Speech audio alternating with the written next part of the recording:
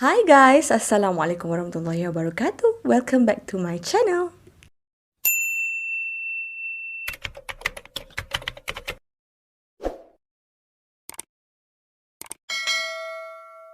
Okay, sempena hari kemerdekaan ni, walaupun sehari dah lewat, aku nak share dengan korang tentang sebuah kisah yang agak menarik bagi aku, iaitu tentang seorang askar Jepun. Seorang askar Jepun yang tak tahu perang dah tamat.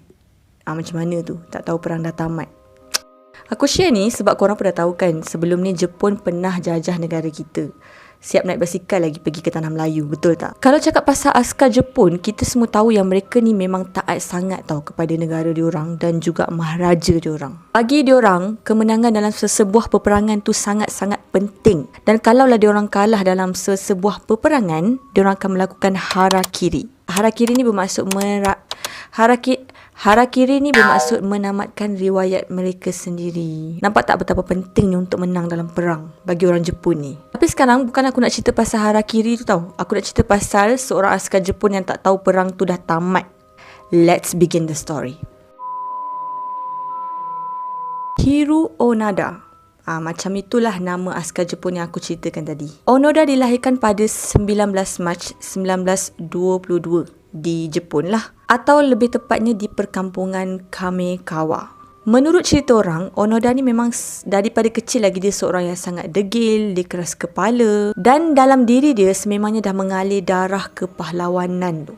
Ayahnya merupakan seorang sarjan yang pernah terlibat dalam perang Jepun dengan China. Dan untuk pengetahuan korang, nenek moyang dia ni memang berasal daripada golongan samurai. Wow, memang bukan calang-calang lah dia. Memang tak boleh lah cari pasal dengan dia ni kan. Ketika dia berusia 18 tahun, dia mengambil jalan yang sama, iaitu menyertai tentera Imperial Jepun.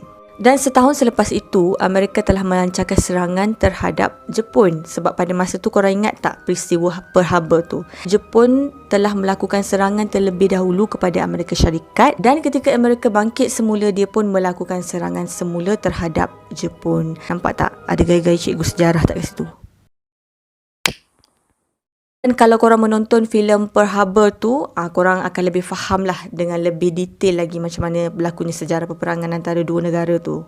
Semasa dalam tentera, Onoda telah dilantik sebagai pegawai risikan. Bukan calang-calang korang. Memang dia akan tahulah cara untuk serang secara gerila, risikan, propaganda dan macam-macam teknik lagi dia kena belajar lah. Dan teknik-teknik itulah yang digunakan oleh Onoda semasa dia berada di Pulau Lubang, Filipina. Sebelum tu, Jepun ni sebenarnya dia telah menguasai Filipina. Tapi akhirnya dia telah dihalau oleh Amerika Syarikat. Pada ketika itu, ramailah tentera-tentera Jepun yang lari ke dalam hutan. Sebab diorang dah tak dapat nak bertahanlah di kubu masing-masing. Ada juga di antara diorang yang lari ke pulau-pulau kecil di Filipina. Contohnya di Pulau Lubang. Jadi ketika itu sebagai pegawai risikan, Hiro Onoda telah dihantar ke Filipina untuk mempertahankan tentera Jepun yang dah hampir nak kalah ni dengan Amerika Syarikat. Dan pada masa itu Onoda menggunakan teknik perang secara taktikal, iaitu di mana kalau kita dah tak dapat bertahan dengan kubu kita sendiri, tekniknya adalah kita perlu melancarkan perang gerila. Masing-masing melarikan diri ke dalam hutan dan melakukan serangan secara random attack. Maksudnya dia orang akan bersedia dulu kat dalam hutan and then attack macam tu je. Kalau aku nak bagi contoh macam perang di antara Amerika Syarikat dengan Vietnam, di mana pada masa tu Vietnam menang tau sebab dia orang menjalankan teknik gerila. Dia orang masuk ke dalam hutan dan dia orang melakukan serangan secara sembunyi. Apa yang lebih menarik lagi untuk pengetahuan korang, Onoda ni berperang selama 29 tahun. Korang boleh imagine tak? Diorang duduk di dalam hutan selama 29 tahun. Pernah tak korang terfikir macam mana diorang survive? Dan apa yang diorang makan? Kemuncaknya pada bulan Ogos 1945, Amerika Syarikat dan Jepun telah mengisytiharkan bahawa perang di antara diorang telah tamat. Onoda pula pada ketika itu masih berada dalam state in denial. Maksudnya dia tak percaya yang perang tu dah tamat. Jadi dia dan juga tentera-tenteranya yang berada dalam hutan tu masih lagi melancarkan perang terhadap petani-petani dan juga pegawai polis yang cuba untuk menangkap diorang. Ni serius aku tak tahu tahap nasionalisme yang keberapa pun aku tak tahulah.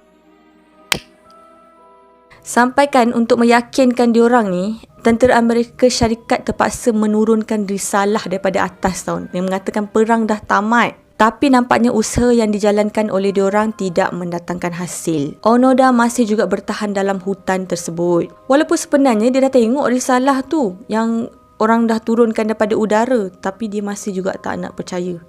Dia still rasa yang dia kena tipu ni. Tak ada, memang perang masih lagi berlaku antara dua negara tu.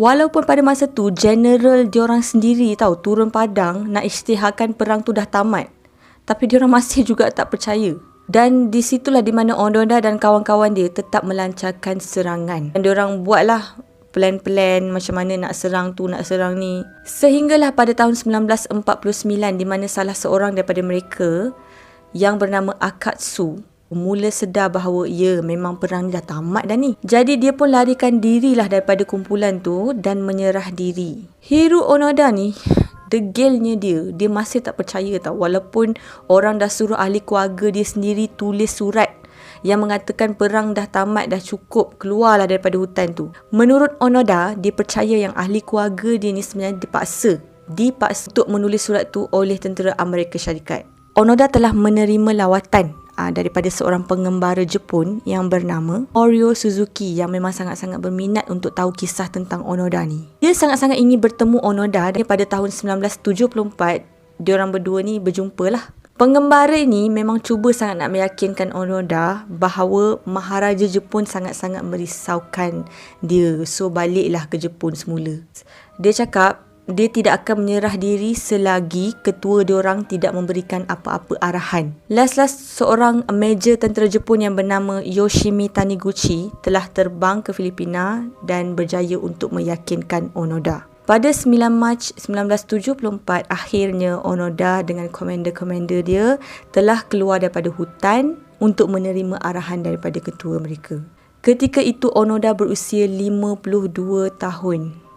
Ketika itu Onoda muncul dengan uniform yang dah lusuh dan juga senapang yang masih berada dalam keadaan yang baik. Onoda menyerahkan pedang miliknya kepada Presiden Filipina dan meminta keampunan, dan akhirnya segala kesalahan dia tu telah diampunkan oleh Presiden tersebutlah. Maka pada ketika itu bebaslah Onoda dan dia pun baliklah ke Jepun semula. Apabila dia berada di Jepun, dia memang mendapat perhatian yang luar biasa sehingga membuatkan dia rasa tak selesa. Ketika itu dia mula melibatkan diri dalam bidang politik dan akhirnya berpindah ke Brazil. Pada 6 Januari 2014, Onoda telah menghembuskan nafasnya yang terakhir disebabkan masalah jantung. Okey, bagi aku kisah Onoda ni ada sisi positif dan juga sisi negatifnya. Kalau positif tu sah-sahlah, memang semangat kecintaan tanah air yang ada pada diri dia tu. Tapi apa yang buruknya, dia menafikan yang perang tu dah tamat sehingga mengorbankan lebih banyak lagi nyawa-nyawa yang tidak bersalah. Betul tak korang? Okey, korang boleh komen dekat bawah kalau korang suka tak aku deliver kisah-kisah sejarah macam ni. Kalau korang suka, korang boleh komen dekat bawah, okey? Sampai jumpa lagi. See you.